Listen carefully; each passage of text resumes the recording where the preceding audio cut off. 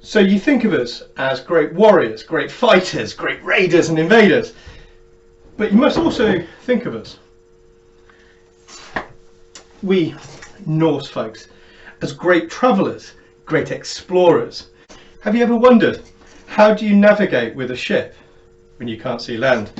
You see, most seafarers sail within sight of land at all times, which means you can use landmarks to work out whereabouts you are, and even if you lose course a bit, you can always eventually find someone and ask them.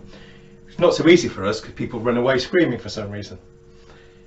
Plus, if you think of the great Viking explorers, you think of people like Erik the Red, who was sent away from his homeland and sailed west, eventually finding a volcanic piece of rock that he called Iceland and settling there, a great, if very hard, lifestyle and bringing other people to him.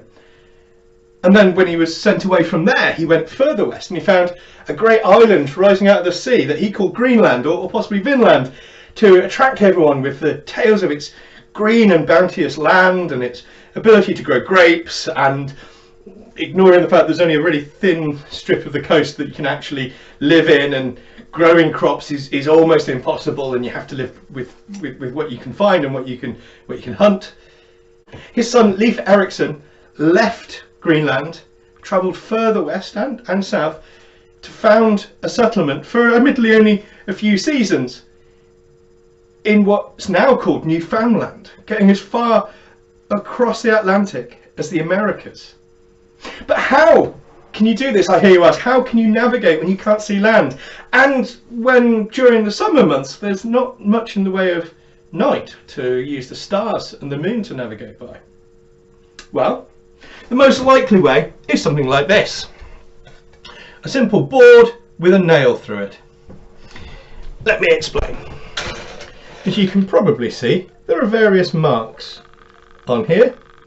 Well, these are made every 20 minutes, half an hour, every hour, between dawn and dusk, and you take it several times a year or use several different ones, because, as you can see, this nail will cast a shadow. You mark where the shadow lies, and this will tell you, well, when you connect them together, you'll have something called a gnomon line, and if you draw a line on it at exactly midday, that line is north. So if you know broadly what time of day it is, you can easily tell the time by looking at the right cross. But if you don't know what time of day it is, well, see if I can make this work. You want to lay it flat, and the sun, as you can see, this is the sun casts a different shadow based on the time of year and the angle between the sun and your nail, and this was taken when the sun was at a different angle. But you can see the shadow lies across the line.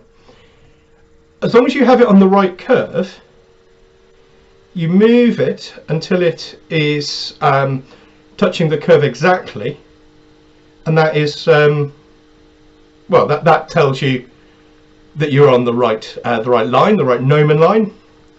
And then this line that you've already drawn on, the one that you took at midday, that will be facing north.